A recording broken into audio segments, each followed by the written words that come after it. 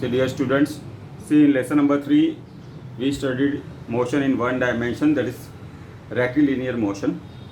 Now see the lesson number 4 is motion in a plane, that is a 2-dimension motion or a 3-dimension motion. See, 1-dimension motion we consider to be motion in a straight line. Okay. Now 2-dimension motion, see whenever we are playing carom, now let us say this is our striker. Okay. Now if we hit this by a striker, it will move either on this way or in this way. So this will be our x-axis and y-axis. So here its x and y coordinate also will change. So that motion we say is in a 2-dimension. And the 3-dimension motion,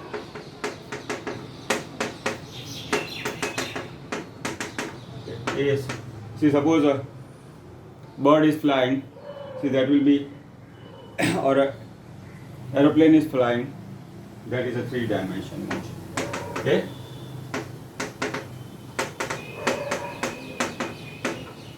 So in this lesson we have to study 2-dimension and 3-dimension motion. Now, but before going for this, we should know about scalar and vectors. Now see the physical quantity which require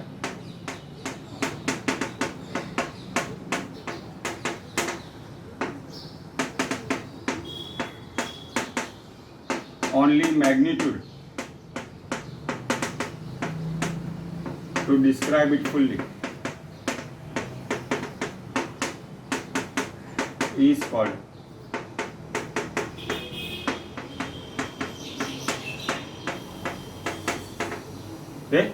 physical quantity which require only magnitude to describe it fully is called scalar quantity. Let us say mass is a scalar quantity, work, time, these are all examples of scalar quantity. And vector quantity, see the physical quantity which require both magnitude and direction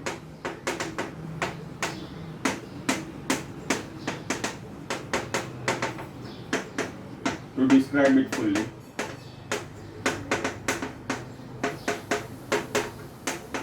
called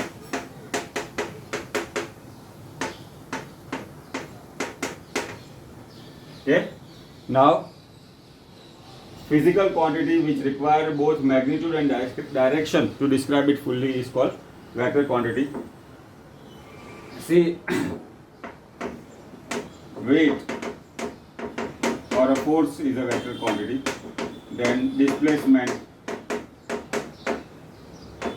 okay, then momentum, okay, is also a vector quantity. See, henceforth whenever we come across any new quantity, we will see it is a scalar or vector. Now in the third lesson we studied of distance and displacement. Then we call distance or a path length is a scalar, whereas displacement is a vector. See, the speed is scalar quantity and velocity is a vector quantity. Okay. So this is about scalar and vector. See, the physical quantity which require only magnitude to describe it fully is called scalar quantity. And physical quantity which require both magnitude and direction to describe it fully is called vector quantity. Okay. So mass, work, time, distance, speed are scalar quantity. See, the weight also is also a force, that will see displacement, velocity, momentum, all are vector quantity. Now let us see what is the need of the vector quantity. What is the need of the vector quantity? Now many a times we want to mention position, okay, with reference to some point. In that case we require magnitude. Let us say Ahmedabad Mumbai distance is roughly about 600 kilometers.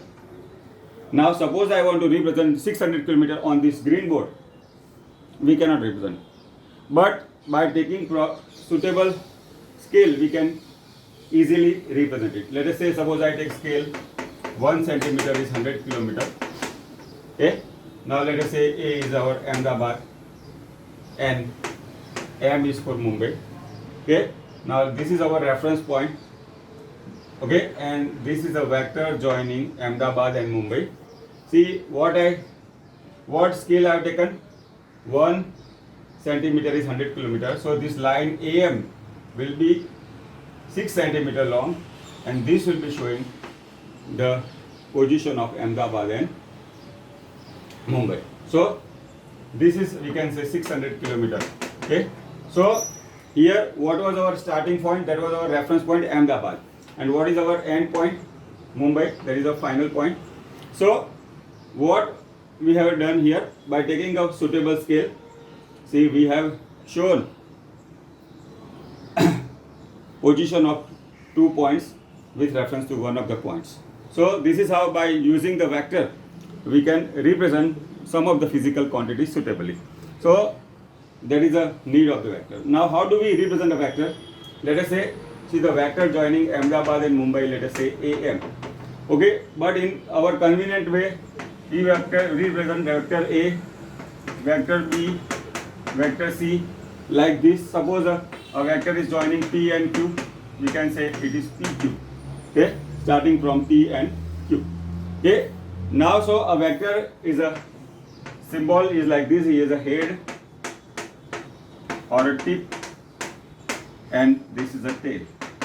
Okay, so a vector is represented like this. Now suppose A is a vector. Okay, then this modulus A, or simply A, is called the magnitude of vector. Okay, so this is a vector representation A. This is magnitude of vector. Either you can show by showing in the modulus, or simply by a vector A. Okay, so this is about a vector. So vector has a head, that is called tip, and a tail. Okay, now tip is generally at the starting point, and head shows the position. Now we see type of vectors.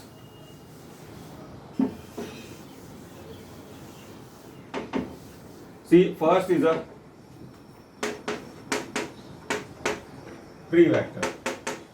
Now see, vector can be drawn in any direction. Suppose I have to represent like this or this or this. Okay, so vector can be drawn in any direction. That is called free vector.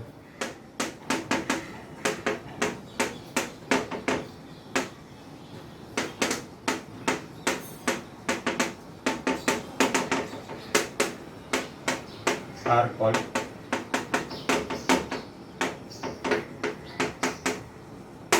okay. So this is about the free vector.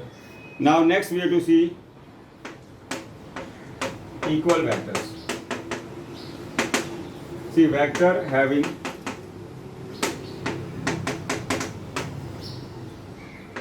equal magnitude and same direction are called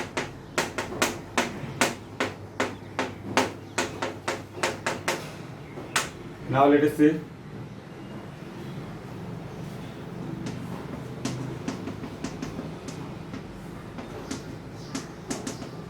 okay, what we see here, magnitude and direction both are equal, so there is an equal vector. Third is a parallel vectors. See, the vectors in same direction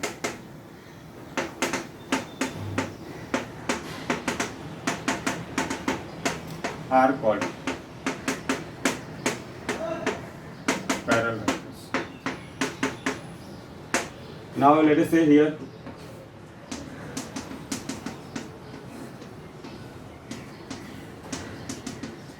okay, now what we see here, direction of A and B is same, but their magnitude is not equal. So the vectors in the same direction are called parallel vectors. Now next is anti-parallel vectors. So vectors in mutually opposite direction are called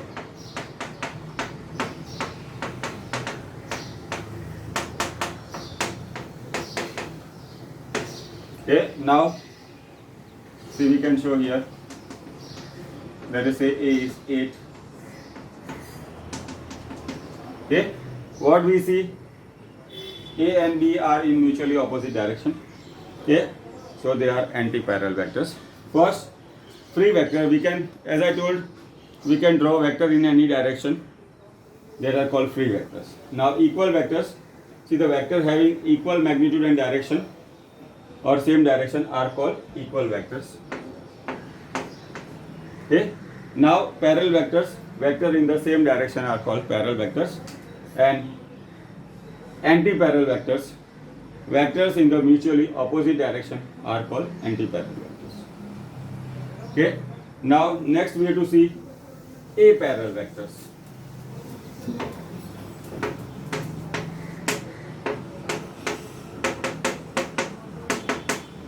See vectors which are neither parallel nor anti-parallel are called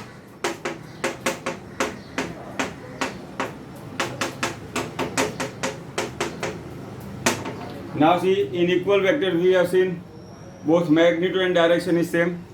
See the parallel vector, magnitude may not be equal but direction is equal. Anti-parallel vector in a mutually opposite direction. See, let us say A is 7 and B is 3. Okay, now what we see, they are not parallel also, not anti-parallel also, so they are aparallel vectors. Okay, so the vectors which are neither parallel nor anti-parallel are called aparallel. Now next we have to see is a position vector. Okay,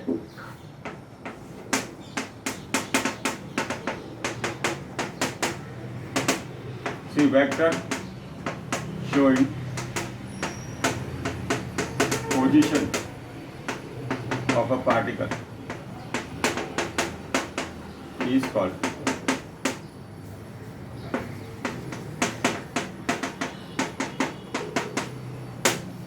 position vector. Now see, right now we start with the 2 dimension, later on we'll switch to 3 dimension.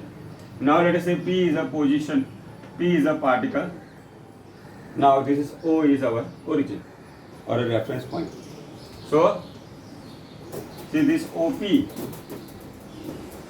is a vector connecting point O, origin, and particle P. See, the position vector generally is called R.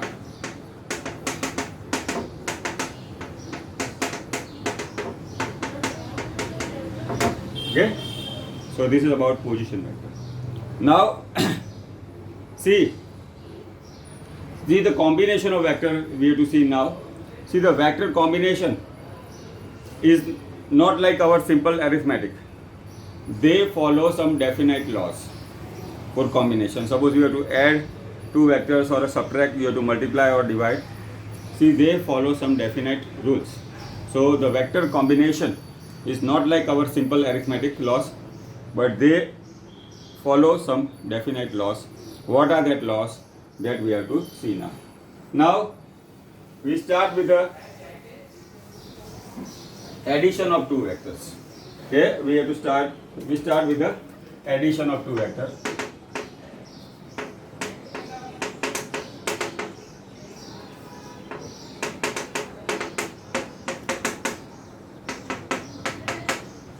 Okay, now see, addition of 2 vectors, we have got graphical methods, okay, which can be drawn on the graph and we can obtain it graphically. And second is a analytical method that will involve some equation or a formula. So broadly, two types. One is a graphically method.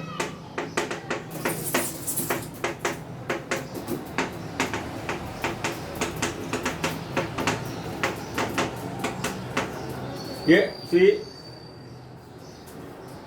this graphical method generally not in the asked in the examination, but see at the beginner's level, you can use the graph and the ruler and pencil. See, it will be a great fun to understand this concept well. Now see, in analytical method, we will have some formula. See, generally in graphical method, we have a triangle law. Yeah? Or the parallelogram law.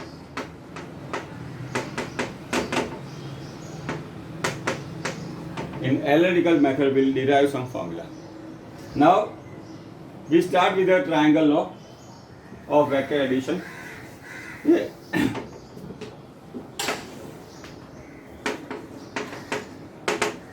First is triangle law of vector addition. Now see, we have to remember important thing.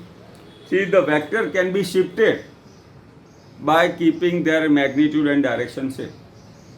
Vector can be shifted by keeping their magnitude and direction is same. So that we have to keep in mind. Now triangle law of vector addition. See, we know that triangle there are three sides. Now let us say we have to add these two vectors A and B. Okay, we have to add these two vectors A and B. Now see, what do the triangle law of vector addition say? See, the two vectors to be added are represented as adjacent side of a triangle in such a way that on head of first vector, tail of second vector is kept. See, two vectors to be added are represented as adjacent side of a triangle in such a way on the head of the first vector, tail of the second vector is kept. See, the third side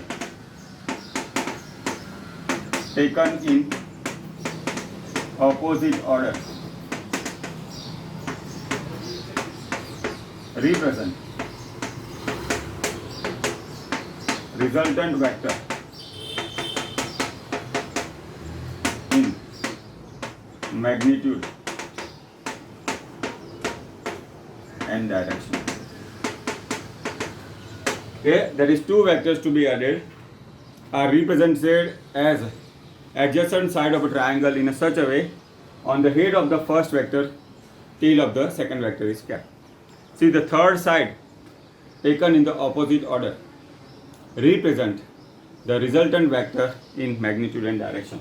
Now, as I told, vectors can be shifted by keeping their magnitude and direction is same. Now, so let us say vector A is, see, this is vector same magnitude. Let us say this is PQ. Okay, so what we see here, PQ is A. Now, see, on the head of the first vector, tail of the second vector is kept. Now, this is second vector. These are head of the first vector A, tail of the second vector. See, we have placed like this. Okay. Okay. So this is nothing but our vector B. See, on the head of the first vector, tail of the second vector is kept. See, the third side taken in the opposite order. Now this is PQ and QS is R. Okay, third side taken in the opposite order. See, what is opposite order? See, the PQ is going in this direction, QS is in, that is B in this direction. See, the third side will not go like this, but in opposite order. See, આપણે ગુજરાતીમાં કહીએ તો બે માથા ભેગા થવા જોઈએ. That you like sometimes. Okay? So this R is our resultant vector. So that is QS is nothing but B. Now in triangle PQS, PQ plus QS is PS. Okay? PQ plus QS is PS, that is R. That is A plus B is R. Okay? So this is about the triangle law. Okay? So this is how we can do this. These two vectors to be added are represented as adjacent side of a triangle in a such a way that is on the head of the first vector, tail of the second vector is kept. So this is PQ is represented A, then on the head of the first vector A, tail of the second vector is arranged. The third side, that is RS, okay, that is PS.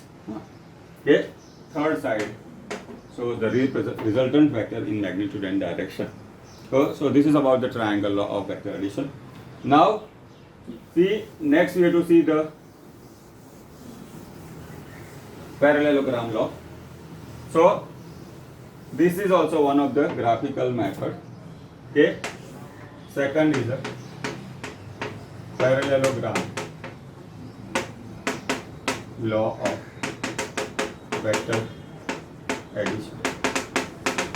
Okay, now see, we are familiar with the quadrilateral parallelogram.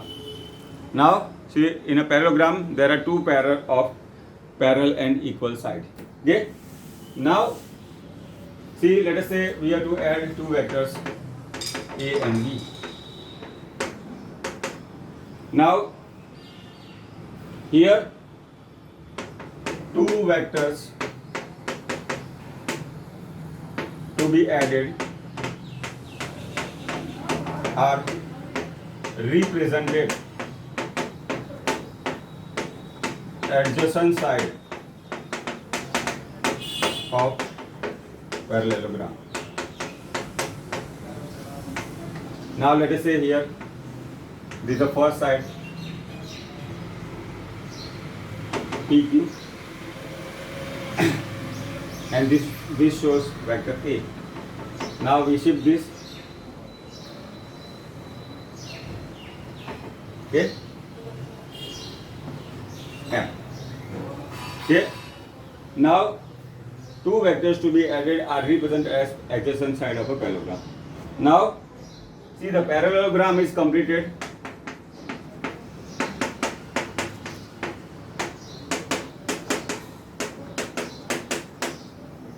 by taking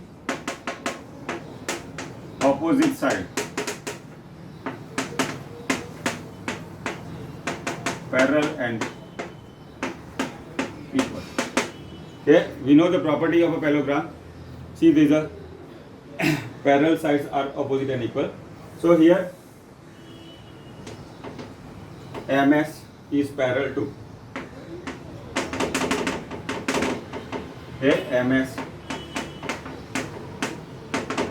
Okay, and this is our vector B. Okay, PM is B. Then I complete the parallelogram. Okay, that is PM is parallel to QS.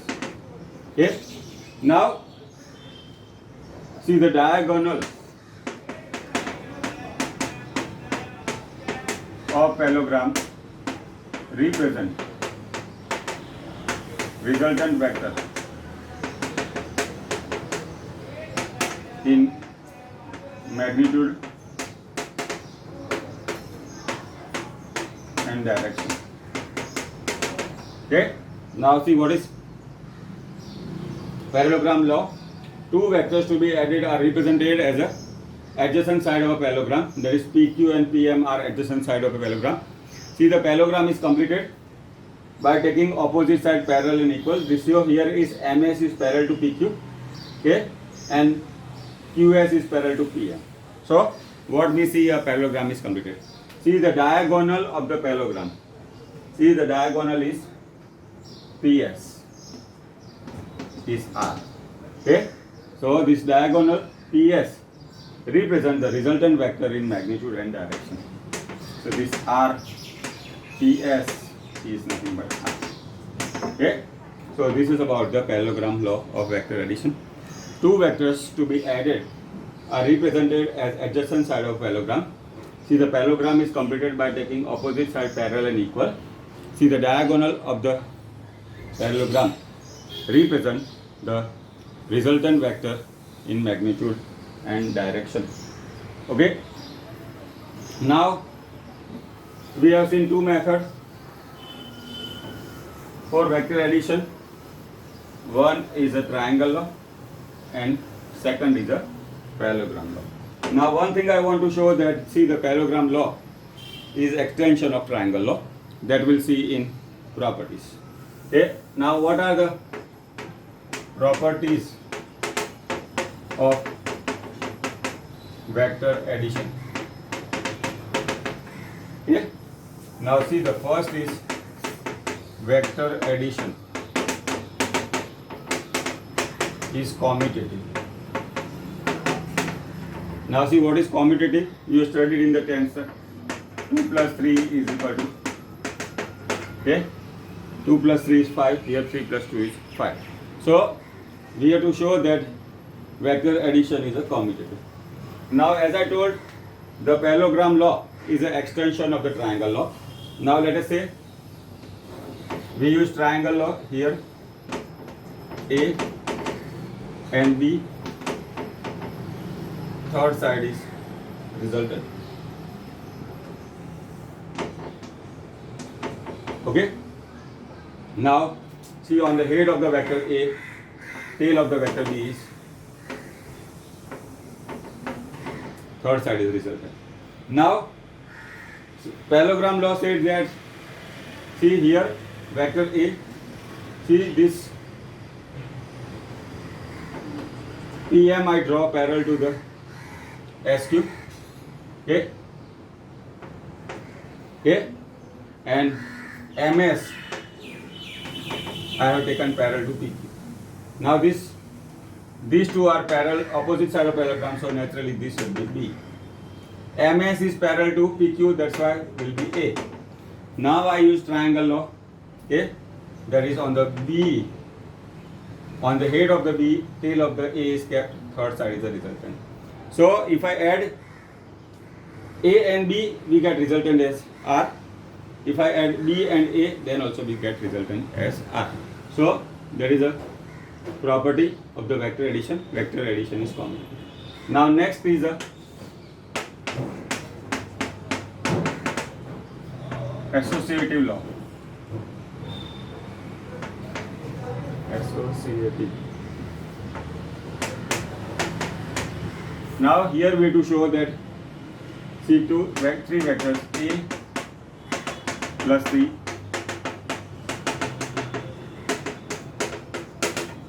okay, that is associative law. Now let us say vector A, okay, on the head of the vector A, tail of the vector B is kept, third side is the resultant. Okay, now we have added vector A and B, resultant is AB. Now for time being you forget A and B, individual ones. Now and the head of the A plus B, we kept a tail of the C. So what we get? Resultant.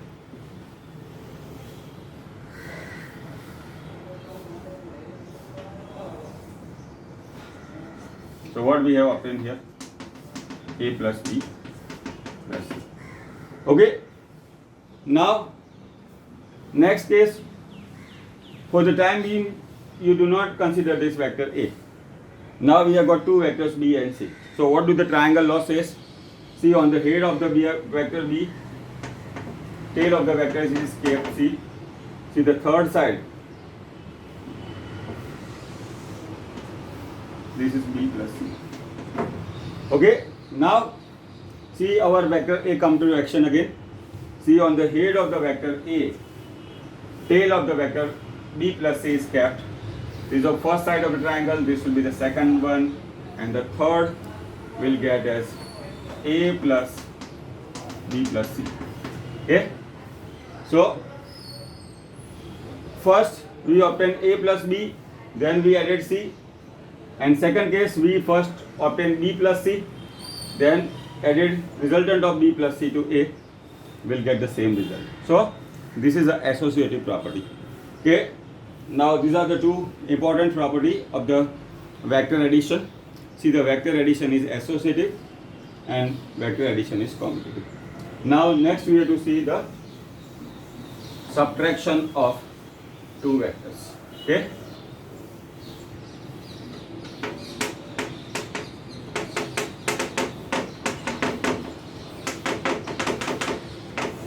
now there is some our